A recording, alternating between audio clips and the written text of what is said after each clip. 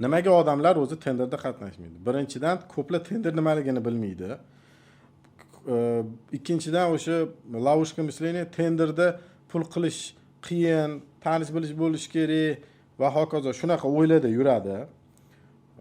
Keyin hozir ko'p yoshlar forex, bitcoin mana shunaqa temada yuradi.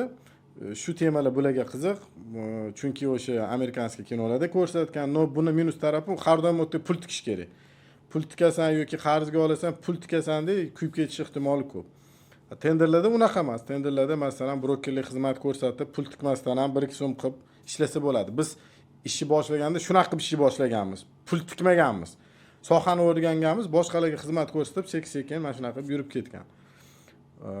Ko'plarni prosta bilimi past, tender nimaligini yoki pul ishlash sxemalarini bilmaydi yoki ishonmaydi. Shu asosiy sabablari deb o'ylayman va ko'proq hozir yoshlar tenderda qatnashish bu oddiy narsa-da. Bu по сути oldi sotdi, optiy targ'ila. Bu yerdan olasan, davlatga sotasan. Bu hozir trend emas. Hamma kompyuterda o'tirib, mishkaga, knopkaga bosib ish pul topishni xohlaydi.